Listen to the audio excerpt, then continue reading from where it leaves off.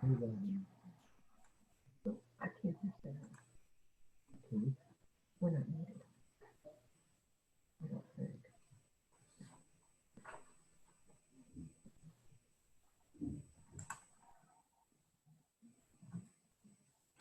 So we're just kind of waiting for everyone to be joining. We're going to be close to having about probably 60 or so people participating. So.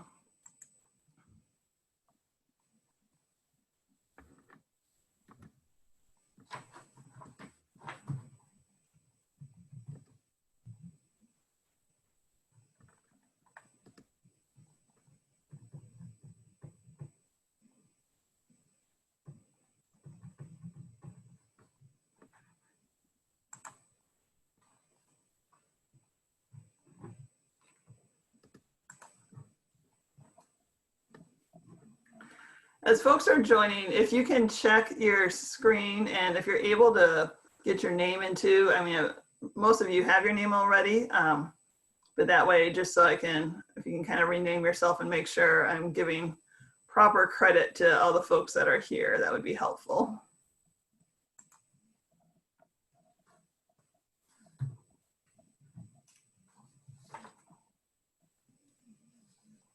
Sarah, can you rename that one phone number we've got showing?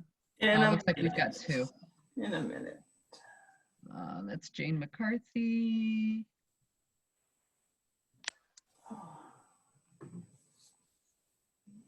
And I believe the other is Joan.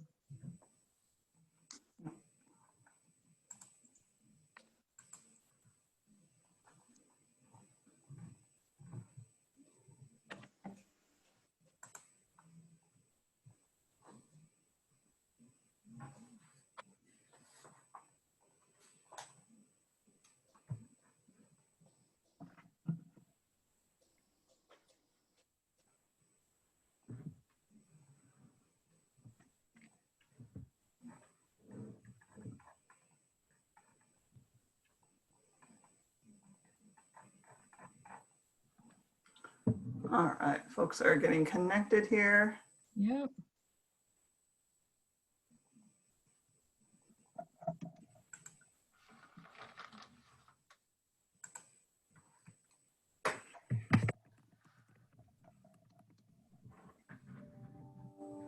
Like we're at 50 participants, Sarah, 39.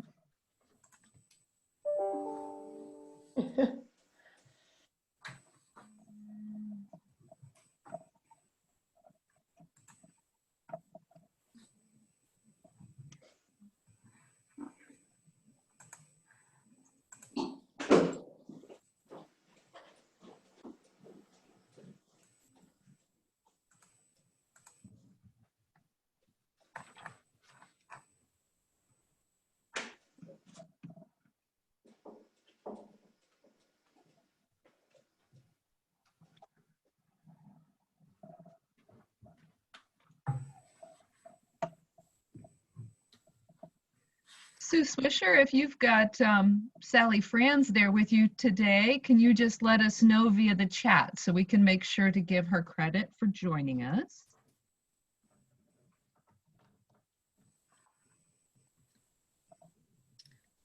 She's not here right now, but I'll check with her. Reminder that it started. Okay, thank you. Let's see.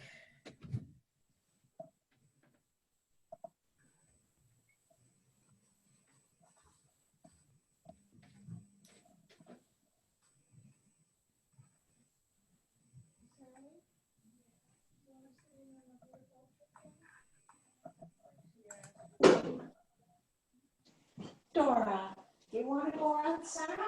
You have to come here. I have to put your collar on. Come here. Come here, Dora. You have to come here. Sorry, Sarah, I don't have the power to mute her. I will shortly here. And Tracy, Sally France won't be sitting in today. Thank you. Will not. Thank you. Okay.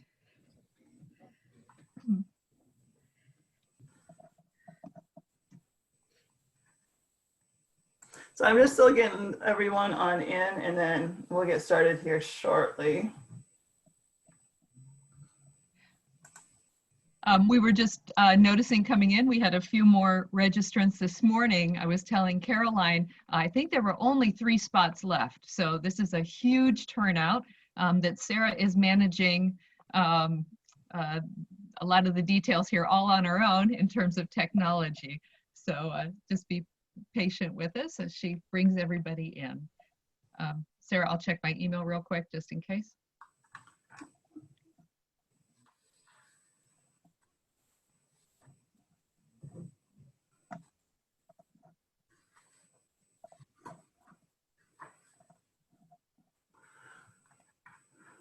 If I may put a couple people on the spot, just again, I'm trying to go take attendance, and based on the names, there is someone with just Dick for their name, and I know I've got 2 different possible people that have registered, so I'm not quite sure which one is currently on board. So if you could chat, like use the chat and put in your full name at least, that would be helpful, or you can rename on the screen too.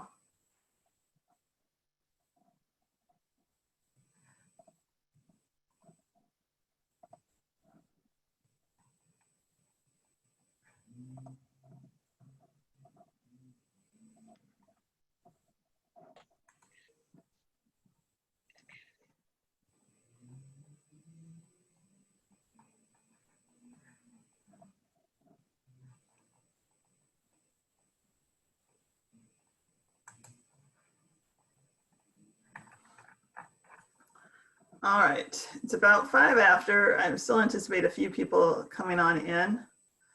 I want to welcome everybody here, and I apologize for all my note taking too. This is something that we will be giving attendance or hours for everybody. So that's why I just want to make sure I know who is present here. If you feel comfortable and are able to do so, if you can go ahead and rename, if you kind of hover your mouse or your finger over your little picture, you'll be able to click on the 3 dots and you can choose rename. And that way we would have your full name listed there.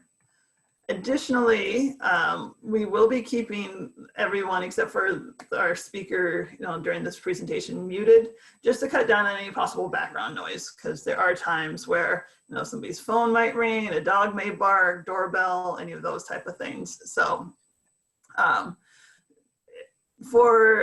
we do want you guys to be engaged in this presentation. So we are asking folks, if you've got questions, please use the chat feature and type in your question. And then we'll be able to, Tracy and I will share those with Caroline, when there's breaks and stuff like that. So that way we can get those addressed, and so Caroline can answer those. So for today's presentation, this is part of our Holden Forest and Garden Volunteer 2020 series. And with this, it's been something that we've been doing throughout this year. And I'm sorry, I'm just checking in one more person here, so I'm losing my train of thought. We want to have the opportunity for folks to have a chance to get to know our leadership team members better. Caroline is our Vice President of Horticulture and Collections. And so she'll be sharing more about her department, a little bit about herself too. She's been with us not quite a year yet, but getting closer to that. So 7 months, okay. And, but, some of you have had the opportunity to even work with her, because I've even, seen her out most recently with our stickwork sculpture that was installed at the Arboretum.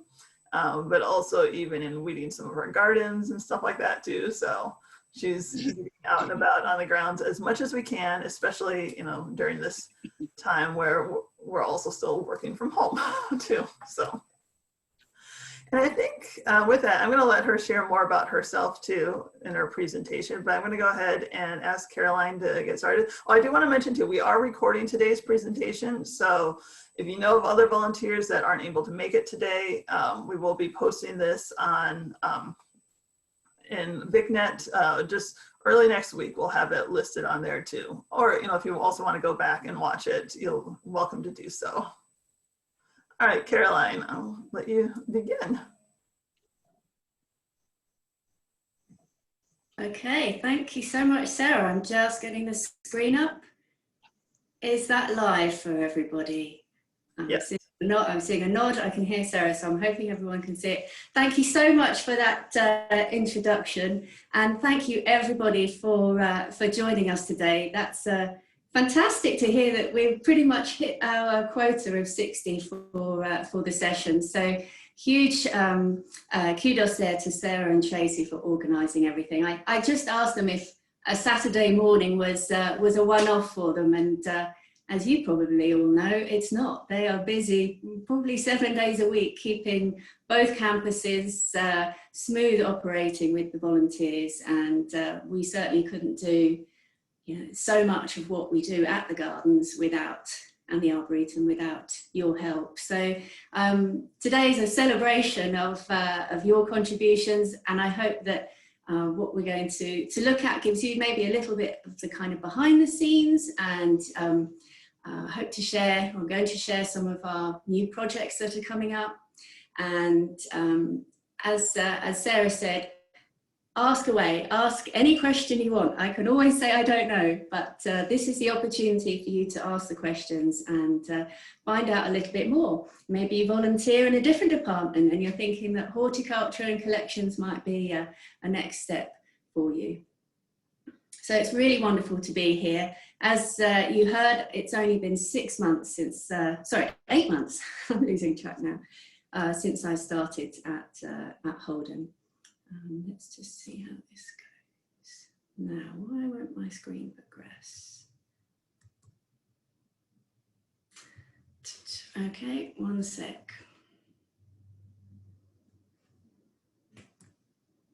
Here we go. Right, we've got some action. So some of you may have already seen our new mission and vision, and this came through some wonderful work that went on for the last 6 months really of last year. And I was lucky enough to be able to contribute to some of the discussions to develop these with the board and the external consultants that we spoke with about this. And I find it very helpful for an organisation to have this kind of single mission, because we are an organisation of many different peoples and many different departments and many different skills. And this overarching mission that Holden Forests and Gardens connects people with the wonder, beauty and value of trees and plants to inspire action for healthy communities. I find that that statement really helps us all to kind of keep on the same track and keep working towards the same goal, because we could get lost down all manner of rabbit holes. You know what it's like in a garden. And our overall vision is for all communities transformed into vibrant places where trees, plants, and people thrive. And for those of you who work in the gardens with our team there, I hope that you do feel as though you thrive when you work in amongst nature. And for those of you who maybe garden at home or don't even have a garden at home, when you do go outside and you walk around and you invest time being out amongst the trees, amongst the greenery, we can feel the benefit of that. And so it's our aim to bring that experience and to other people's lives, and to help people understand the importance of caring for our environment. So what I thought we'd cover today is a little bit about what brought me to Holden Forests and Gardens, because as you can tell, I'm not necessarily a local. The voice might have given it away. I've come across the pond to Cleveland. So what brought me here? Then I thought we'd have a look at the department structure. I know that if some of you work in maybe in the nursery, you might not be so au fait with the people and the structure of the rest of the department. And we've actually got a really big team. There's just under 30 in our full department. And then we'll meet the actual teams down at both campuses, so the Botanic Garden and the Arboretum, and also the collections team. who really span both of the campuses. And we'll find out what it's like to work at a public garden and an arboretum. And it's not just gardening. Then we'll take a little look at the future. Some exciting thoughts and ideas coming there. And I know that you all have lots and lots of questions. So do ask away in the chat box. Sarah and Tracy, if they're very relevant to what I'm talking about at that moment, do feel free to jump in and stop me and ask the question. And I'll try and remember to put some little pauses in. Sometimes once I start talking, it doesn't stop. So I will try to remember to put some pauses in for questions. So let's start with what brought me to Holden Forests and Gardens. Well, here's another garden. This is the garden in UK where I worked for the previous 26 years. Coton Manor Garden in Northamptonshire. It's in the heart of England. And having grown up in London and studying for my ecology degree there, I left university and found it very hard to get a job. And I started as a volunteer. And I volunteered for 2 years at Coton before essentially I created my own job of managing the nursery. And it's been an absolutely magical experience to have been able to work in the garden and develop the nursery over that time. And the garden itself has been open to the public for over 50 years and in the family for 100. And there's actually American connections there because the family at one time and some of the family are still in Chicago. So there's a good, these things all kind of pan out in the end, don't they? These nice little connections. So Coton is a family-owned manor house. The house isn't open to the public, but the 10-acre gardens were. And as you can see from the images here, we were busy in all sorts of areas. We had plant sales, which was the nursery I managed. We had a wonderful tea room and a restaurant. On the left there, you can see me teaching some school kids. So we had the schools in. We had a beautiful bluebell wood, a 5-acre bluebell wood, which was just like a green cathedral. You would walk in and the carpet of blue and then the beech leaves, which unfurl really late in the year, gives lovely pale colour. Beautiful roses, maybe about 700 different roses. Lots of courses. So you can see some willow weaving courses there. Got a little idea. Now we've had stick work, so I'm thinking I might suggest that here. And you can't miss the macaw. That was Rodney, the blue and gold macaw, who used to welcome our guests and say hello and goodbye. But it was really a garden that was, for me, the focus was the nursery. And when I started at Coton, we grew 500 plants a year and we were using old yogurt pots and we would hand mix our compost. And it was very basic. And really all the area that you see there in front of you was kitchen garden. And over the years, I just gradually took over the kitchen garden and turned it into nursery space. And when I left, we were propagating 50,000 plants a year, mostly on site and for direct sales to our guests. And so the idea was that you would come around the garden, see something you like, and then you could walk around the nursery and hopefully we would have propagated enough of whatever you had caught your eye and you'd be able to take that little souvenir home with you. And that's exactly what people did. And I think it's really, I think Coton is very unusual, if not even unique really, for having the combination of offerings that we do to the public. And so it was a wonderful many years of working there. But it was a culmination last year when Coton Manor was in a national vote, was voted the nation's favourite garden. And so I really felt that was a wonderful kind of signing off. And as you can see, beautiful borders there. Many plants you'll recognise from here. I mean, I've been astounded as I've gotten used to or started to get to know the plants and the gardens here as how many plants I recognise. I knew they were from North America, but to see them kind of in their own setting, especially in the wildflower garden and in the natural lands, has been spectacular. So I'm hoping to bring a little bit of kind of boldness and this blousy, blooming colour and borders here to the gardens. So what else? Well, after about 10 years of being at Coton, I actually moved to managing the nursery there part-time. So I ran all of that kind of full-time job in half hours, and the rest of the time I ran my own garden design and build company, and I had a team of 4 guys who would build the gardens I designed. I also did many weddings, floristries, and mostly weddings. I would do all the bridal party, the church, the reception, and I also taught. And some of that was filmed and broadcasted, and some of that was to the garden clubs, just like you have the garden clubs here. So I'd maybe do about 30 or 40 talks a year to the clubs. And one of the moments I'm most proud of, in the bottom right-hand corner there, yes, that is a giant pile of fridges. This was my Royal Horticultural Society Hampton Court Palace Flower Show show garden that I designed with a friend in 2013. And it was a comment on our throwaway society.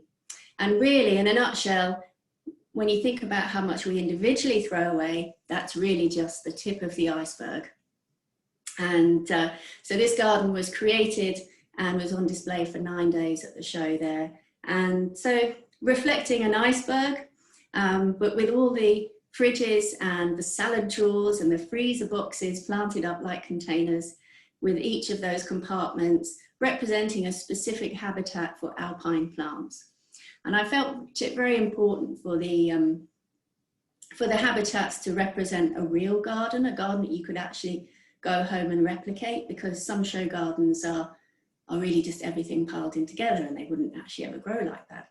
So I felt that that was important.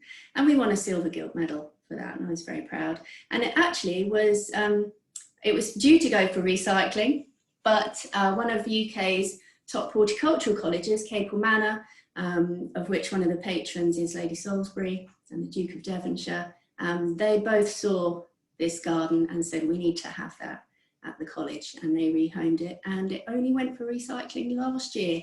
So the old tip of the iceberg managed to have an extension of life there. So I was doing all these things. What drew me away? Well, in a word, Longwood Gardens. And I'm sure that if you're associated with Holden Forests and Gardens, you will know about other botanic gardens and show gardens in the US, and you will know of Longwood. This was the estate of Pierre Dupont, and he gifted this land. It's about 1,000 acres in total, of which half or so is open to the public. And here we can see part of the 4-acre conservatory. And one day I was reading through the jobs papers, because it's always good to keep on track with what's happening in the industry. And I saw a little advert for the Fellows Programme. And this was a year-long, or 13.5 months long, residential course at Longwood, focusing on leadership in the public garden world. And it just spoke to me, and I thought, that's what I have to do. I'd known that change was coming, and I wasn't sure what. And I saw this, and I applied. And from a global pool of candidates, just 5 of us were chosen. And I left UK and went to the States. And for those eagle eyes amongst you, you may well recognise the lovely lady standing next to me there, Erin Hefner. And if you've worked in guest services over the last year at Holden Forests and Gardens, you will know Erin. She has now moved back to the East Coast. She had a wonderful year at Holden, but wanted to go back to be closer to family and friends. But Erin and I met at the Fellows Programme, and it was really fantastic to have her as a colleague here at Holden as well. We really kind of knew how each other thought, and I just felt very reassured by by that as well. But our year at Longwood saw us traveling all over the States. We visited about 45 botanic gardens and arboreta as part of the course, and then also did our own traveling.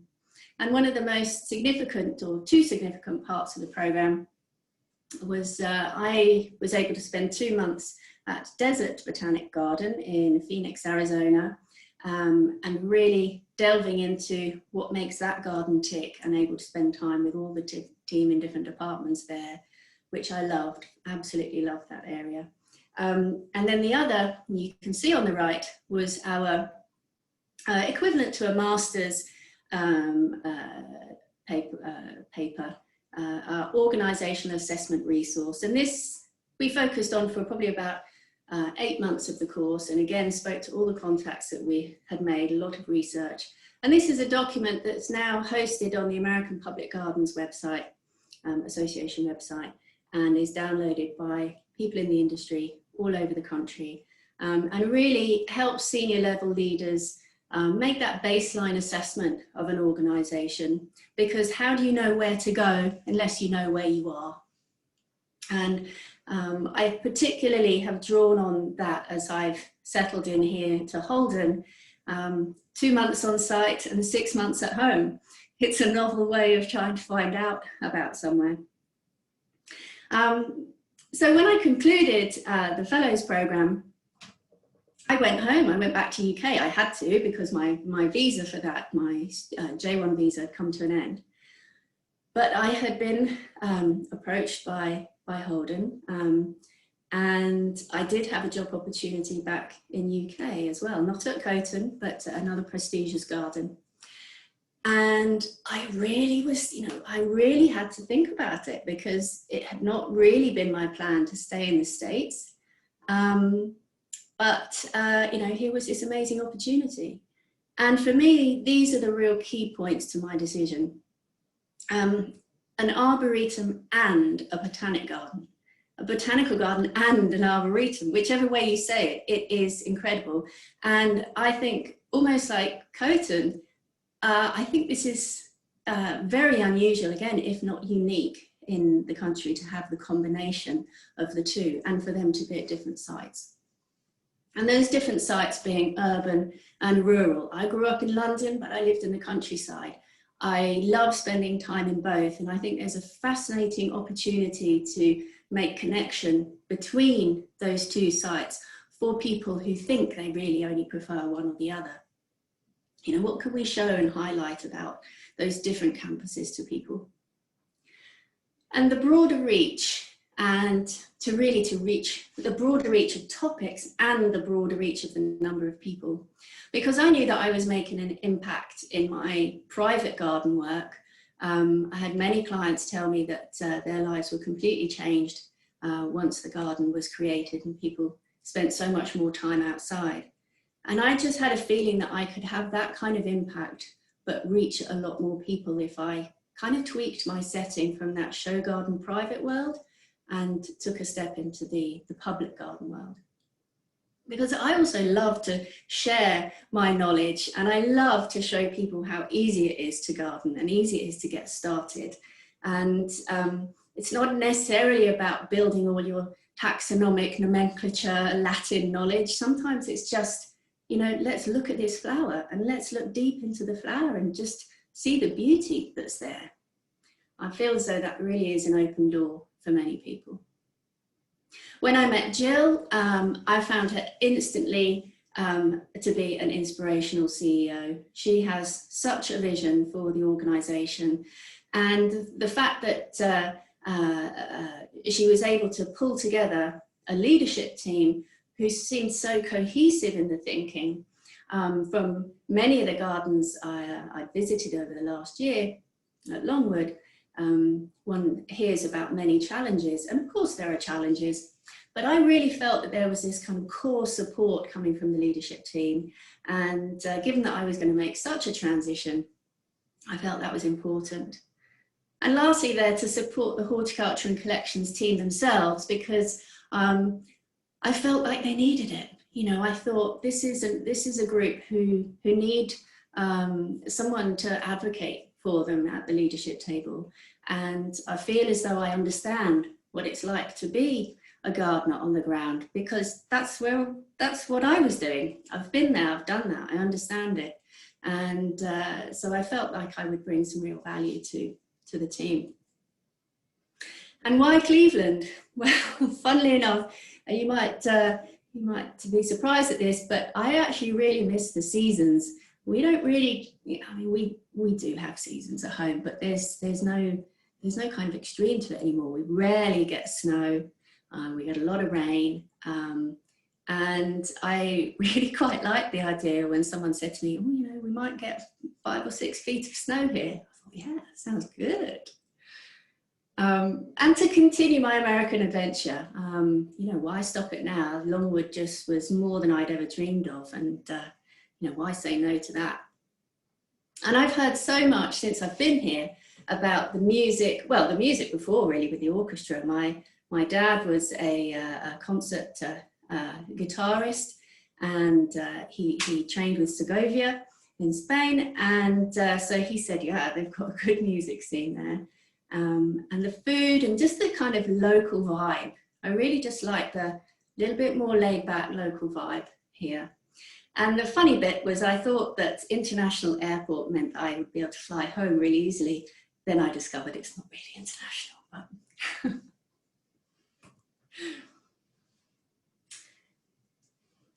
so let's move on to think about the team here, the team at Holden Forests and Gardens, the Horticulture and Collections organisation. So I head up the team, VP, Vice President, which is a very grand name, but essentially a head of horticulture and collections. And there you can see the 6 folks who report directly to me. And we've had a little bit of change around in the organisation of the department just in the last month or so. So I'll just kind of talk you through these different folks here. And of course, some of you may know and work with some of these wonderful people.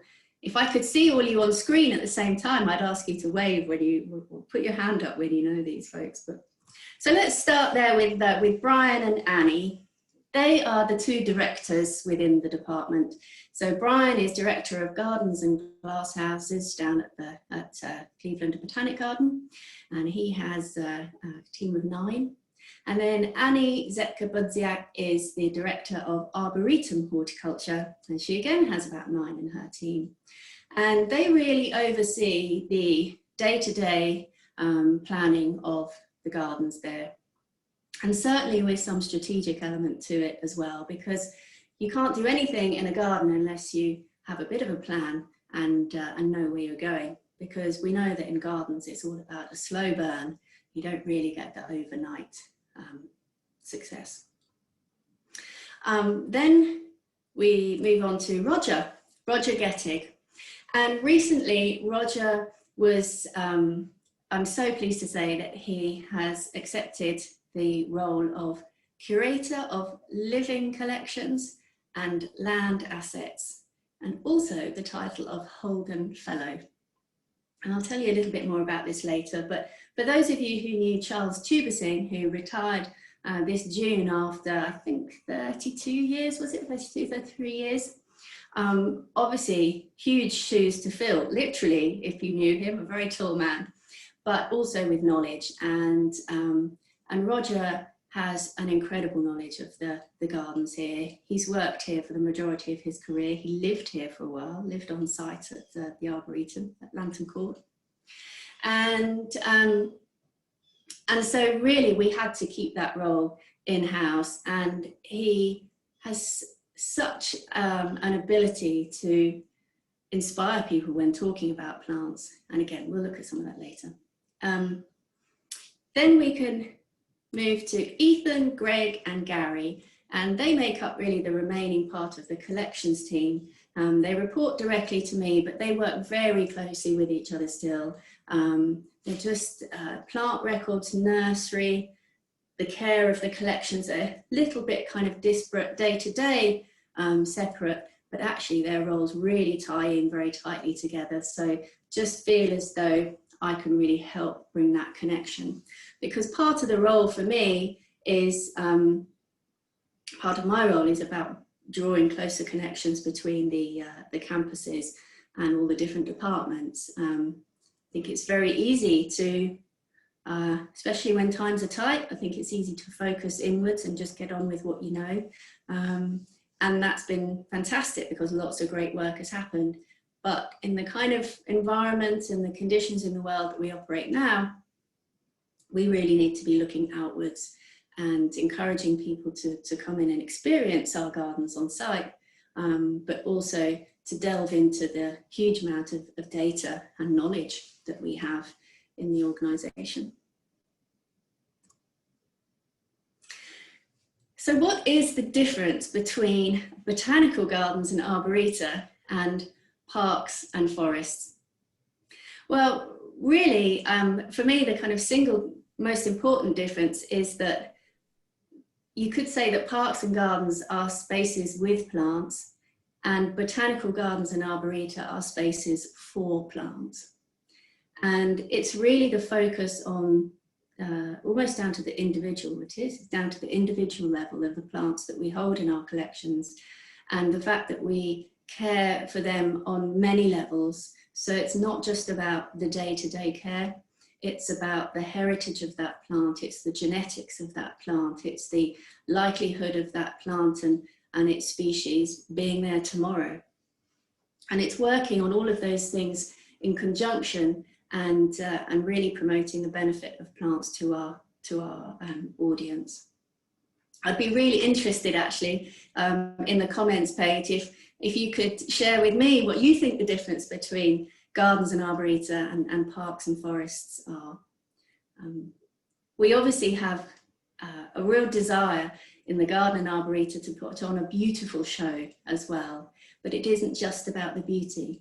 It's the story that is told within that, again, about the plants, about the heritage, about where they were collected, about how important they are for our local economy. When we think of the rhododendrons and all the breeding work that was going on in Northeast Ohio to breed these incredible varieties. So there's depth, there's huge depth, and we're not just somewhere to walk around, although you can have great fun just walking around. Any questions at that point? I said I was going to take a pause again. Well, just for some clarification for folks, there's a question that came in regards to the Leach Research Station in Connor, and how does he fit comparatively, if you could answer that for folks. Yeah, sure. And I'll look at the collections team a little bit more towards the end of the session, and we can cover a bit more there. Leach is one of our campuses, but I personally don't manage any of the staff up there. That all falls under the Science and Conservation Department. And so technically Connor is a team member of research, although he is the rhododendron collections manager.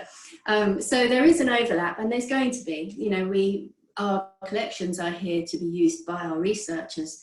And with the work that has gone on for many years up at Leach, it made sense to have someone focused and based there. But there is very close cross-campus working between the two departments. And actually just in the last 2 weeks, I think it was, Connor suggested a rhododendrons kind of internal group. I can't think of the term he used for it, but really just a group who get together maybe once a month to share what they're doing with the rhododendrons, and for Connor to come and spend time in the rhododendron garden and vice versa, and for both groups to really learn from each other, because I think that's not really happened so much in the past. I'm not quite sure why. Doesn't matter. We're moving forward with this kind of positivity, and again, this is an element of this outward thinking. What do we do? What do other people do? What can we learn? I think that's a fascinating part of horticulture, and really any discipline, but I've always loved that you talk to one gardener, one horticulturalist, you'll get an answer. You talk to another, you get a different solution. There's no kind of right answer. There's just more things to try. And I love that about this subject. So here we are at Cleveland Botanical Gardens, headed up by Brian there, and his team you can see below. All of the people you see are on his staff. I don't know why it says that little line in the middle, but we'll forget that. And of course, he has not just the horticulture staff, but the animal care program staff as well. So Matt and Emily in the middle there are our team who care for our animals. And sometimes I feel like they might get a little bit missed out when we talk about horticulture and collections, because it's horticulture, collections and animal program. They're not accessioned into our collections as such, but they are in many ways they form part of our living collection, because they are. And Brian has been in his role just over 2 years now, and has really been starting to understand the detail and each individual garden down at CBG. And we've been trying to bring in some little changes just in the last few months to really help the team there, because you know, I suppose really in any organisation you would always love to have more hands on deck, wouldn't you? We'd all love more people in the team. But something I really wanted to bring to the team was an element of team working, because it's quite different from coming from UK, as in UK we work together in our gardens and we move around as a team. And here in the States, the approach is very much to have one person, one garden, and there might be a support crew for that person, but there's a horticulturalist who will oversee and predominantly work in that space. And that maybe also suits, because I think a lot of our horticulturalists in the industry, you know, we like plants maybe more than we like people. But really, I think day to day, one gets a little bit more done when you have a team around you, when you have that support. And some jobs you need more than one person for. So on the left there, you can see how we started to bring in some teamwork, and that was when we were trimming back some of the topiary garden, which we'll come back to. So yeah, Brian's been encouraging more teamwork. I'm also in this thinking of trying to connect make connections within the organisation as well as across the campuses.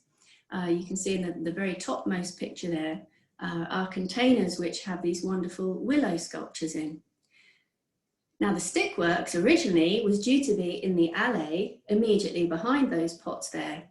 And so way back in January, February, when we were talking about this, I mentioned to Caroline, who looks after these pots, Caroline Paul, that wouldn't it be amazing to have supports and structures in these pots that in some way reference this amazing willow sculpture that was going to be coming along. And that was the only thing I mentioned, a tiny little comment about it, and it got something going in her mind, and she went back and she created these incredible designs. And if you've been to the Botanic Garden recently, you'll see just how impactful they are and how well they work with the planting. And okay, so Stickworks isn't in the alley there, it's up at the Arboretum, but we've been able to use this connection and draw people from one to the other. If you like Stickworks, why not go to the gardens and see these other sculptures? If you like the sculptures and you really want to see some willow work, try going to the Arboretum. And it's just bringing these entities together so that we can start to think of them as a family, each with their own independence and personality, but part of a whole, and able to be able to share our resources from the human point of view like that. And we have wonderful designs, fresh designs that go in each year in the gardens, as well as our perennial planting. This is a little section of the rose garden, and we've been really looking hard at the rose garden recently. Deamput looks after this area, and many of the roses are looking a little bit tired and a little bit worse for wear. So the process starts there with me really looking deeply at what the heritage of that garden is. It's a donor garden, so I must be very careful to check all the details with that and the agreements made at the time. But we're really starting to look at what we might be able to renovate and breathe a bit of fresh life back into the rose garden. Down on the bottom row there, you can see some of the rest of the team. We've got Rob and Deampert looking, they look like they're looking down at the ground. They're actually trying to work out where a water leak is. Unfortunately, we have a lot of pipes that seem to get knocked about here and there by one thing or another. And of course, at this time of year, the irrigation is very important. You know, sometimes we get these huge storms, which are great, and then we'll have a week of 80 or 90 degrees where we need to water every day. So it's an imperative part of the job there. So again, not just gardening, but keeping an eye on the irrigation. And Mark, in the biomes, I've got another little slide about the biomes. We'll dig a bit deeper into what he's doing at the moment. But his heritage is that he used to work up at the Arboretum and then took a little break from there and then went to work at the gardens. And so again, there's a lovely connection there with the knowledge of both campuses. And he has really bloomed, if that's the right word, kind of into the glass houses as an entity. Very, very different kind of gardening year round, just constant. Even in the winter when you think it's really chilly, there's a lot of action still going on in there. And Bernadette helps out in the biomes, and you can see most of the time pruning, a lot of pruning. If you volunteer in the biomes, if we manage to get kind of some roles together for gardening in there, it will be pruning. And then just on the right hand side there, one of our fantastic volunteers, I don't know if, this is terrible, his name has just escaped me, Mark did tell me. Tracy, do you recognise who that is? How naughty of me. I believe it's Bill Miller. Bill, that was it. I was thinking Bob, but Bill. Bill. So he's part of the Dawn Patrol, and, you know, it's so valuable, that work, because, you know, Mark is a trained horticulturalist. We want him to be able to spend his time doing the really detailed work that you have to do to keep these plants in full health. So having the support of the Dawn Patrol to just do the kind of that everyday cleanup and get things ready is perfect. So I said I would come back to the topiary garden. This was the best image I could find of it, but I'm sure if you've been to the garden, you know. And I mentioned a little bit about that we did some trimming back, and we've been thinking about what we might be able to do in the rose garden. We're also thinking about the topiary garden. And so very much the approach that Brian and I are taking at CBG is, where can we make some real impact by renovating? And it can be quite, it might look quite different. But really it's just implementing pruning, which ideally you do harder every year. In effect, we're going to be catching up on a few years of not quite hard enough pruning. So we're not looking to take out these plants or change the kind of concept of this area particularly, but everything's just gotten a little bit kind of soft in its shape, and it all blends into itself just a little bit too much. And so one of the projects for the springtime is to really do some hard pruning in this area. And so that would be something very visual that you will be able to see. But the plan there is that it will really pull back literally into shape the story of these gardens. And then as one walks through these spaces, without even reading any signage, you will know the story of that garden. This is about manipulating nature. This is about taking a plant and making it do our bidding. Whereas often in the more herbaceous perennial gardens, we start out planning and growing and tending. There's a kind of part in the year where it all just goes a bit loose, and all the plants just do their own thing. And for me, there's a moment you say, oh, okay, I'm going to let that plant, I'm going to let that garden go its own way now, and we'll pull things back into shape over the winter and the spring.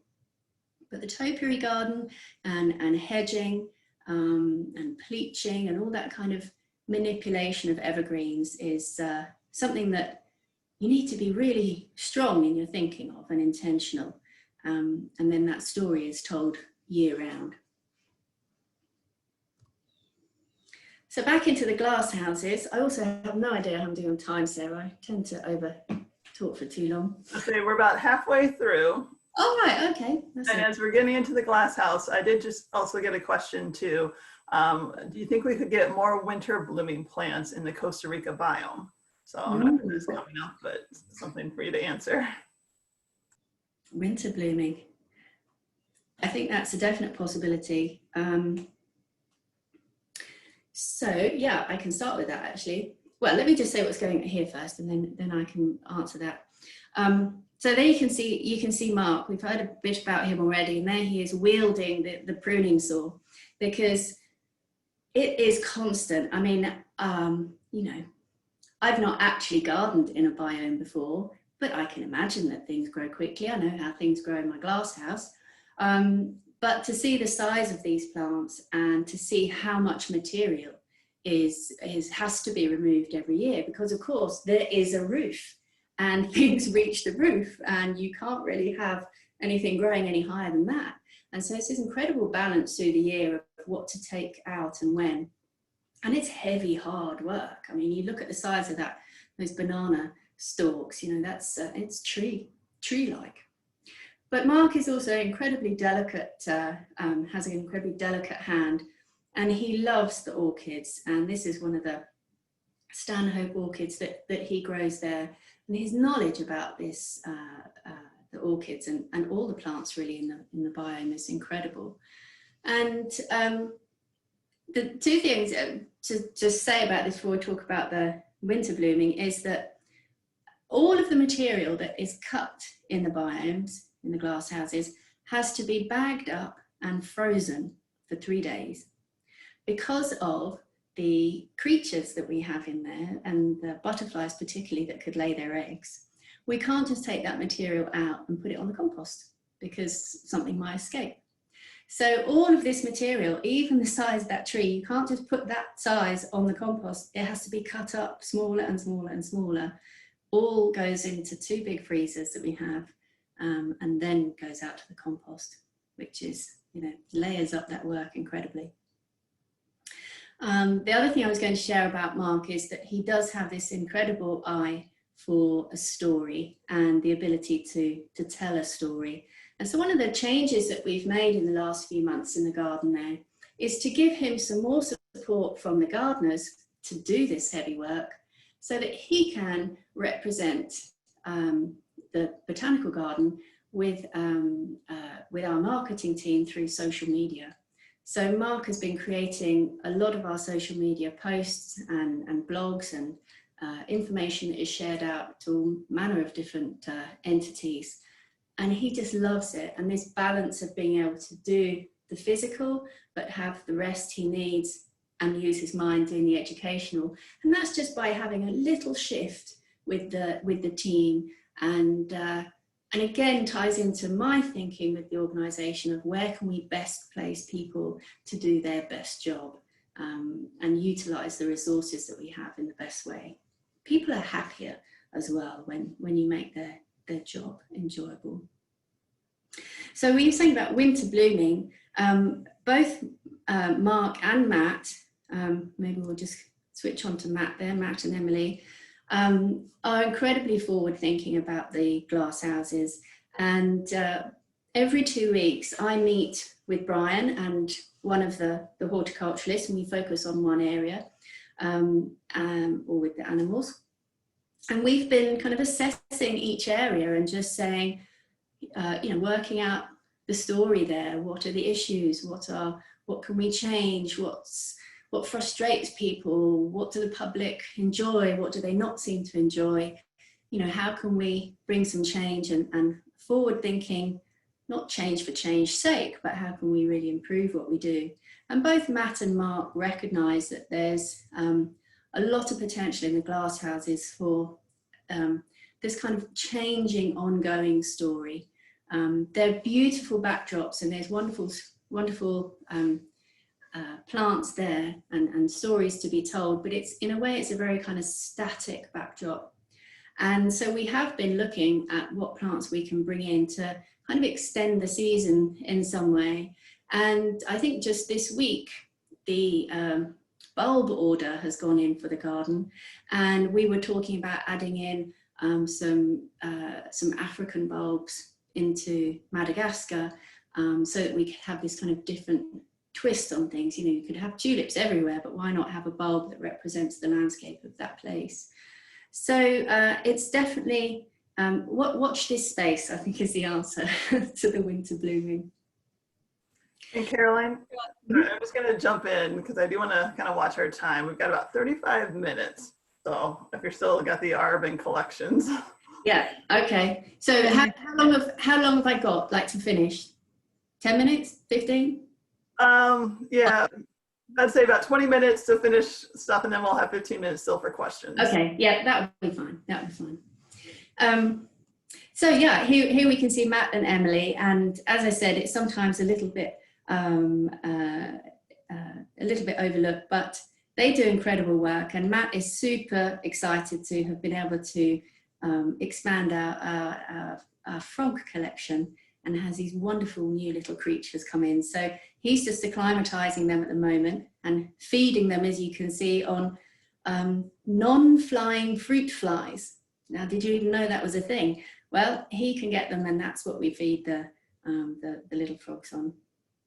And in the bottom right there was when Matt was rehoming the ants, because as you may know, our queen died some time ago, of the original colony, which means the whole colony dies out. And but we had the backup queen and the backup colony in the behind the scenes, as it were. And so Matt was able to rehome them and put them back into the ant log, and they've settled down fantastically. And I didn't know till I learned from Matt that ants create their own fungus gardens, that they draw in the leaves, and they don't eat the leaf creates the fungus, and they eat the fungus. And so these containers are these fungus gardens that the ants are gardening. And I just thought, that's amazing.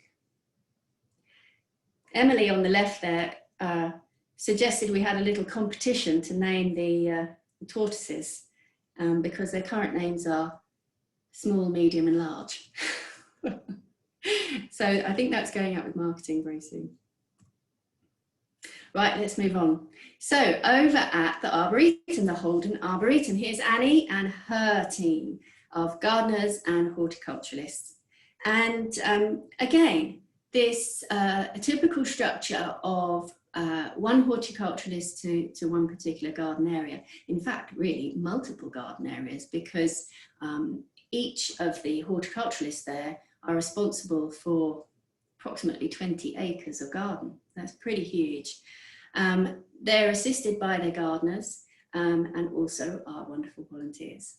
And even Annie still has, I think, 3 areas that she oversees, even though she has moved up to that director role. So she has her hands full, but has worked at the gardens for many, many years, and really knows the Arboretum and the curated gardens within it like the back of her hand. And it's amazing to work with somebody who has that level of knowledge and depth of knowledge. And I'm bringing in this maybe more strategic, let's think where we want to be long term.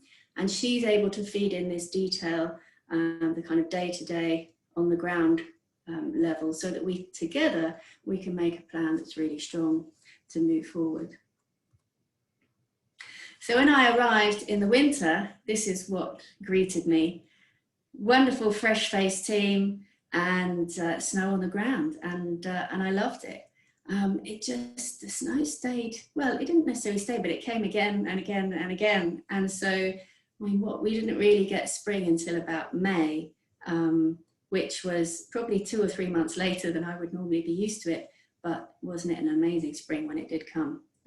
But the team here, you can see, and of course they're outside if they can be, through all of this winter time.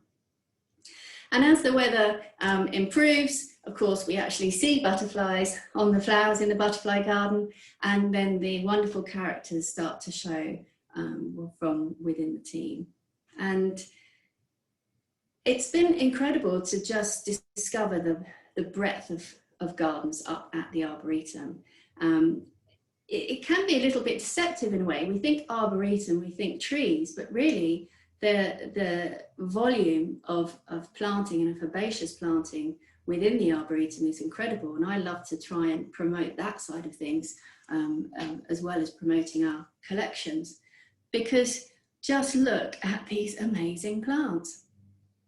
And these are all there growing, and these are all plants that would grow happily in your gardens at home, and some of them we've even had in our plant sale, and you may have even partaken of that recently. So when I see all these amazing colours and textures and forms, you know, one is reminded of just the astounding beauty of nature, the wonder of it. You know, why are flowers shaped like the way they are? Why do some fleetingly come and go and others last for weeks and weeks? It's just incredible. And it's those stories, and it's the value of these plants, not just from a typical you know, value we think of as money, but not necessarily in that way. This is, you know, what's the value of this for our health, for our air quality, for our water quality, for our mental health, being amongst these plants. So it's a beautiful environment to work in. And as Sarah said, I try to weave into my diary maybe half a day, a month or so, helping at one of the gardens, so that I can really see how the team work, but also really just be a part of this environment and let it start to kind of get under my skin as well. So here we are in the wildflower garden, and this was just a lovely little story that Annie told me about this space, was that one tends to plant a garden and it's easy to think it's finished. It's easy to think that we'll encourage everything to grow and spread and all join together, and then that's the garden finished. And that's indeed what happened for many years at the Wildflower Garden. But then Annie noticed that this particular little plant hadn't been seen in the garden for many years, about a decade or so. And I think it was I'm going to just double check. No, I can't connect that open. I'll have to double check the name again, sorry. But it hadn't been seen in the garden. And so they cleared a whole section of part of the Wildflower Garden where it used to be. And the next year, the seedlings came up. All those years, the seedlings had been waiting for the right environmental conditions. And once this competitive shrub had been removed from the area and the light was allowed to get back to the ground, and the water, the rain was able to soak that ground, this little biennial was able to germinate. And it really is a tiny story, but it tells you so much just in that one example about what's going on in our environment. You know, when we see the swathes of invasives running through hedgerows and tree lines, it's sometimes you think, oh, well, you know, it's nice greenery, it's something, but actually what's it crowding out? What can't grow because that plant is there? Now in the Wildflower Garden, they weren't invasives. These were wonderful natives to Northeast Ohio, but even some of them can be quite vigorous. And so in this kind of curated garden setting, there has to be this ongoing intervention in order to keep a garden at one state, because of course nothing stays the same. Gardens are really just a position on the succession. Everything is moving towards the next thing. It's hard to keep a garden at one stage.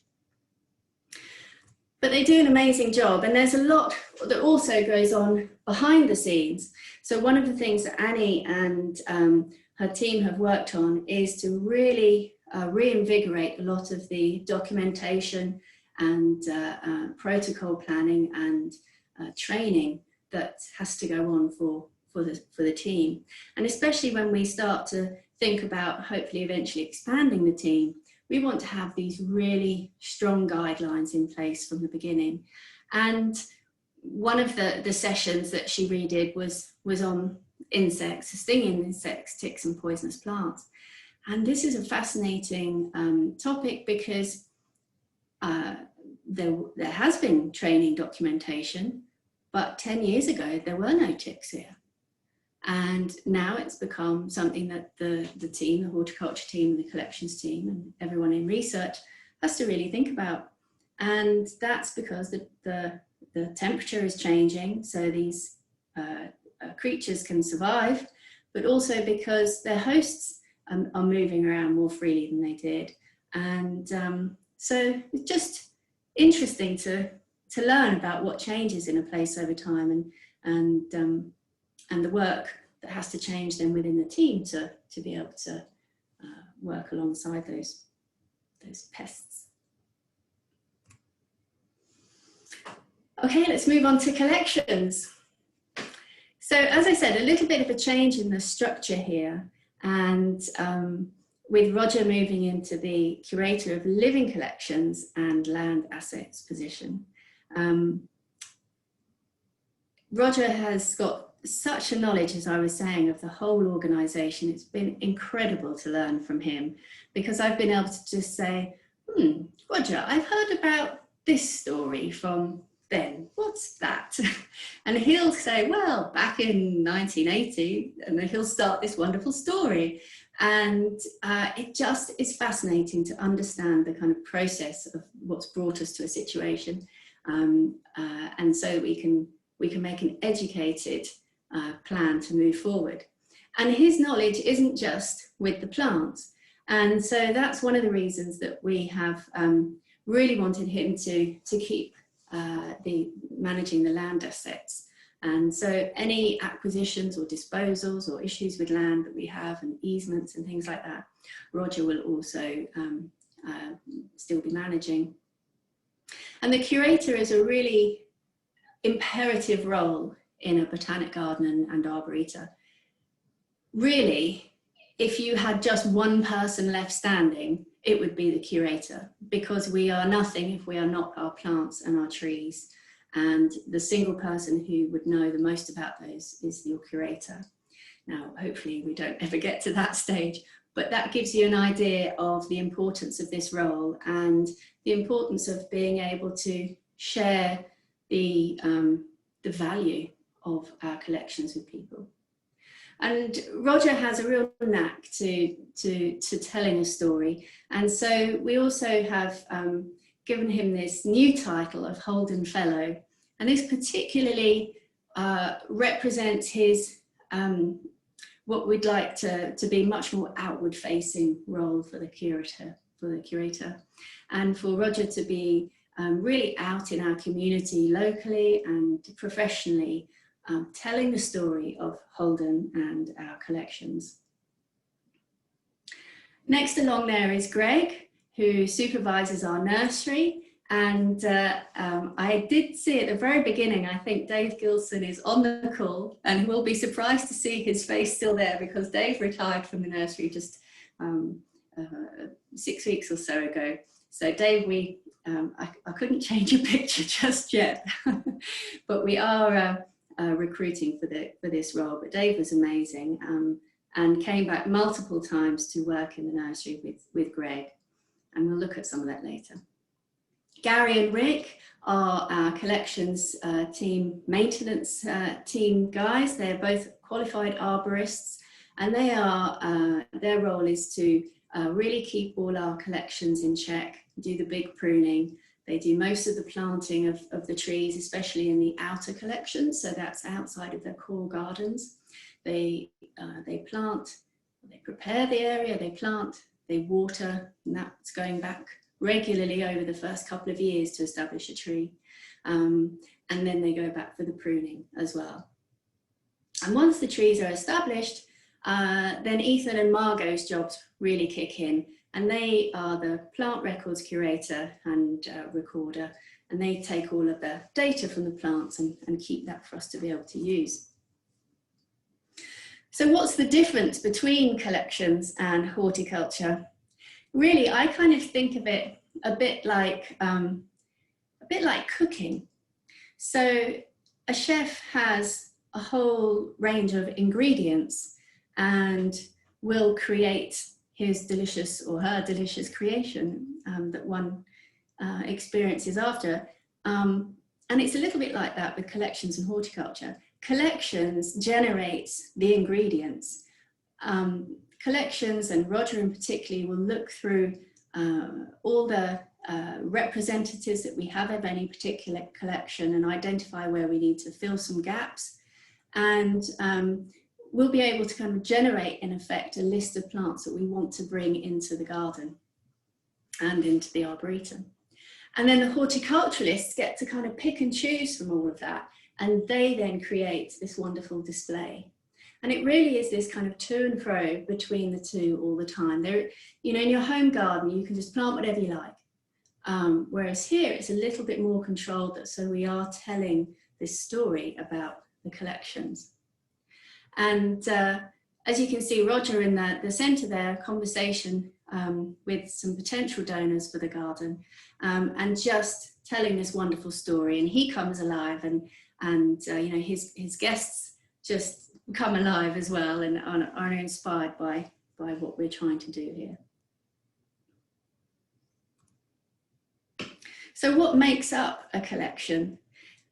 Really, everything that you see at the Arboretum and the Botanic Garden is part of a collection.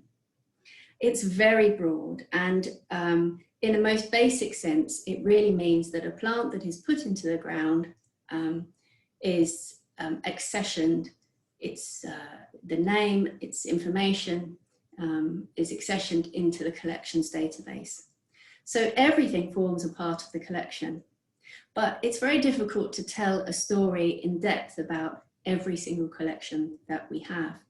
And so really the focus is to try and pull out some of those core collections for us to focus on and really hone and tell a much kind of tighter story about. So here we have our conifer collections on the left. In the center, we've got the magnolias that are dotted around both campuses. Ethan, you can just see in the undergrowth there, makes collections to broaden goes externally, goes off campus to gather material to add into our collection. So there he's in a metro park somewhere, scrabbling in the undergrowth, all with, you know, allowed, all above board. So we have this amazing range, but you know, how do we kind of keep track of it all? And just this year, we were able to finalize the new collections management policy, and from that we'll develop individual collections plans, because it's just so easy to accept plants from people or think, oh yeah, I've seen that for sale, I'll get that. You know, plants come in from all over, but we need to be more intentional and determined about really honing our collections, and this document will help us to do that.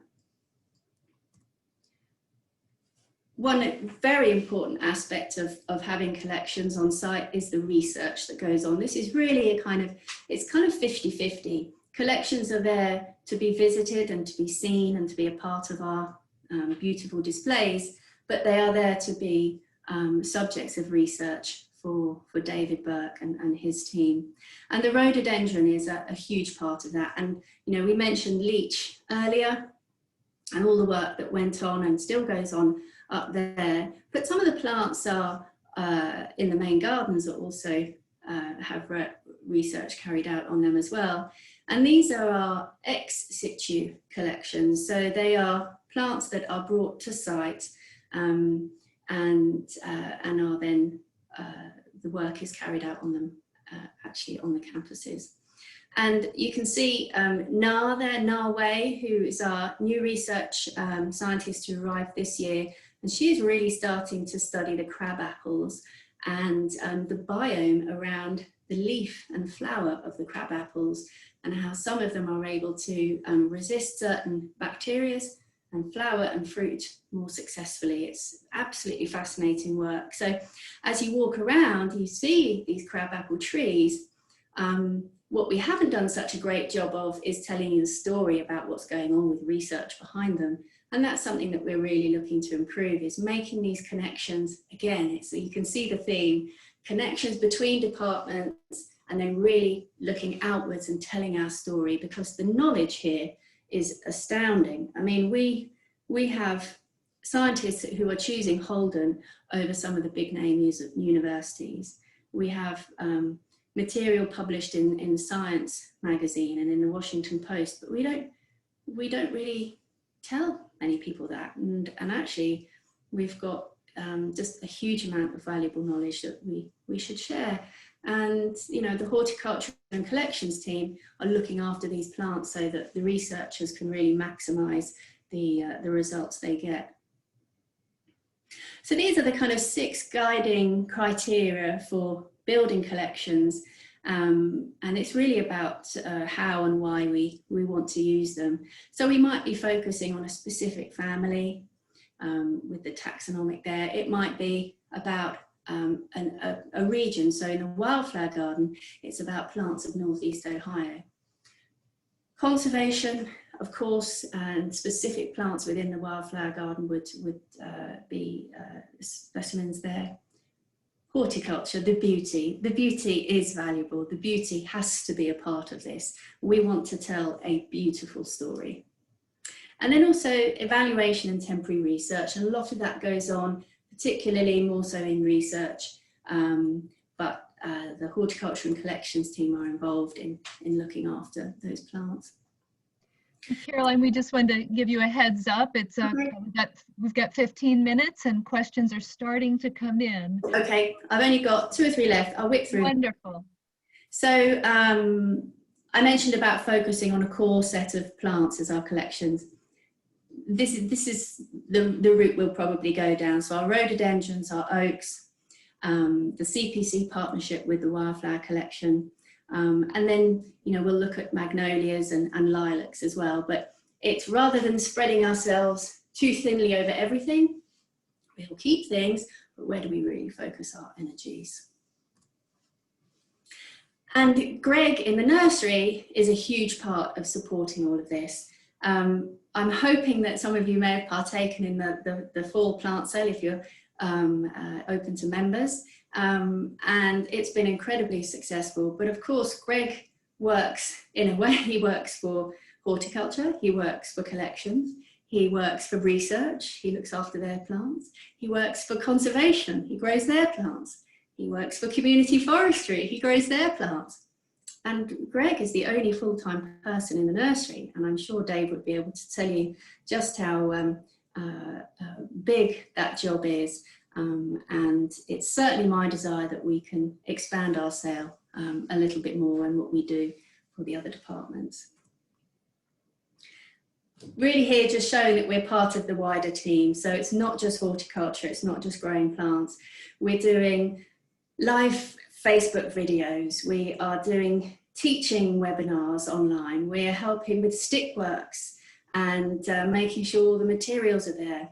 Margot is doing live videos on trees from other locations down at the cemetery, for example.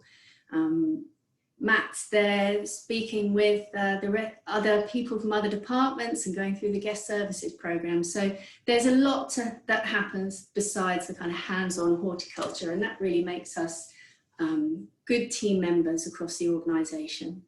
And our aim is to model high-level horticulture and maximise our guest experience. It's about doing the best we can to tell our best stories. And what does the future hold? Well, maybe more plants in the nursery, maybe some changes in the biomes. Mark made this wonderful map of ideas, and we're always thinking about the future, and I put in this slide here about the climate change trees planting, because we do have to think about the future. So I've talked for far too long as usual, but I hope some of it has been of interest to you. I can't wait to hear your questions, and if we don't get through them all today, I'm more than happy to answer them afterwards, either stay on a bit longer or by email. So thank you all, and sorry for running over. All right, well, to get to some of the questions here, could you tell us the difference between a horticulturalist and the gardener position? Oh, yes. So in most cases, What's the real difference? In most cases, there's some element of education level there, of specific horticultural education. We do have, most of our team are degree level educated, but they might not be in specific horticultural topics or botany. So that's an element to it. And it's the responsibility. As a gardener, you will be assisting within an area, but the horticulturalist will be making those kind of higher level decisions about things. All right, and another question, do you know, has the deer fence affected the ticks in the intersection at the Arboretum campus? Oh, I don't know that. That's probably a question maybe even for, I might find out. But the fact is that we, yeah, most of the tick experiences we have been outside the fence, not so many inside. So yeah, I'm hopeful. I would be hopeful that it would be less. But I'll find out about that. I will say, just from hearing from some of the research staff, it's been when they've been working outside the deer fence that they've encountered some ticks too. So right now there's a big increase interest in home vegetable gardening. Is there any interest in making the kitchen garden at the botanical garden a teaching garden? Yeah, that would be a great idea. I mean, in many ways, it already could be a teaching garden when we think of how much scope we have for online. It's just been a very, very tough year to have enough bandwidth to do all of that work. I don't know if you spotted on the organisational chart there, but we have an open position at the garden which we can't quite fill at the moment yet, and so it's pretty snug with the team. But ideas like that are fantastic. I mean, every garden really, I think, should be a teaching experience, and there's certainly some work going on in the fermentation garden with recent interpretation has gone into that garden, and also some work with local communities of finding out just what are fermentation plants, and so that we have that kind of real input as opposed to just a gardener researching it or horticulturalist researching it.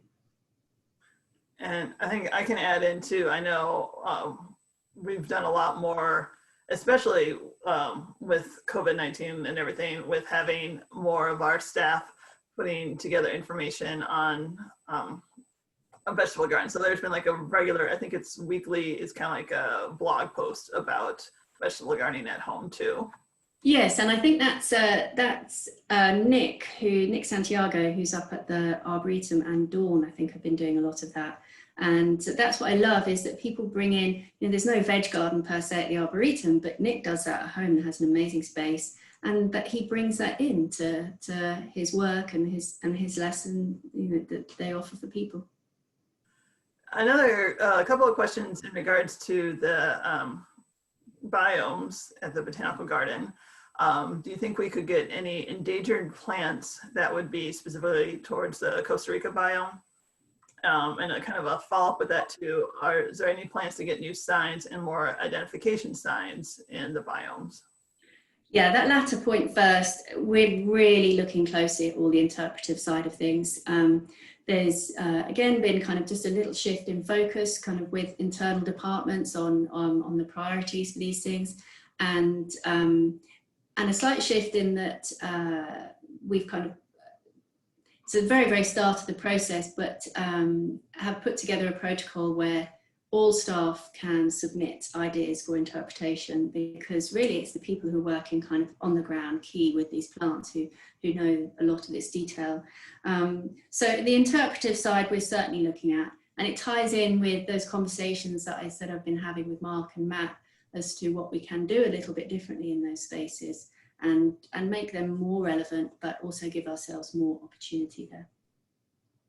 And from the point of view of endangered plants, when we think about collections and, you know, one of those criteria about conservation, it's certainly something that we want to take into those spaces. There really wasn't a kind of collections focus at the Botanic Garden. So after the merger, Ethan and Margot have had their work cut out to accession and track all the plants that are down there. And really that's only kind of completed very recently. So now we can start to look at the data and where we need to expand and what stories we can tell there that connect with some of our other conservation stories. You know, like with orchids, we have orchid mania. Well, what are the orchid stories that we could tell about Northeast Ohio? I don't know, and orchids in Costa Rica or Madagascar. Another question that came in, there's a long abandoned Japanese garden at Lantern Court. Any long range ideas about bringing that back in some way? So that's at the Arboretum campus. Sorry, what was the beginning? There's a lot of what? There's a long abandoned Japanese garden that's part of Lantern Court Garden. Right. Yeah. It's not a focus for me, I must admit, for the next year or so. I think we've got a lot of things that we could really make some big impact on quickly. You know, like I was talking about the topiary garden at the Botanic Garden. You know, what maintenance work are we doing kind of anyway? What hands-on physical work are we doing with just a little bit more of an input could make a really big difference. And I think, again, given our current situation, we really have to be very, very, you know, it's laser focus on where we use our human resources, our people with these skills. So I want to really put them in a place where we can see maximum visual impact. All right. And another question that I think I could actually help answer too, it has to do in regards to some of the staffing when you're kind of talking about and going over to the research side. So it's kind of asking, you know, is Steve Krebs still with Leach? And because the person asked, I thought he retired. And yeah, I was gonna say, what I can share too is that Steve's retirement is on like a 3-year plan of where he's kind of slowly backing off each year and doing a little less each year. So I think his final year, he'll be kind of just 25% working. I think he's on his final year now, but that I can't 100% say. Yeah, you're exactly right. So it's been an amazing process to be able to have that overlap. You know, we think about joining a new company, and if you're really lucky, you might get a week onboarding from your, you know, the previous incumbent. But to have all that time, those years, and he's really supported Connor fantastically. Yeah, and I will say when Steve first started at Leach too, working, I believe it was with David Leach, he kind of had a 3-year overlap. So he's kind of doing that process again with his successor there. So, and that's all the questions that I've seen come through. If I've missed any, oh, here comes another one, sorry. So what about the displays in the children's garden to represent kids' books about different places and times in history? Maybe you could kind of touch a little bit too of how the children's garden at CBG sort of relates to with horticulture and yeah, sure. So the Hershey Children's Garden is actually falls under the education team, and Christina manages that garden. So we in horticulture, we assist by doing a lot of the kind of framework horticulture, the work that needs to go on in there, you know, pruning of the big trees and some of the bigger shrubs. But the beds which are part of Christina's programming are her responsibility. So we can definitely pass that recommendation on, and we can certainly support her in ways that we can to be helpful there.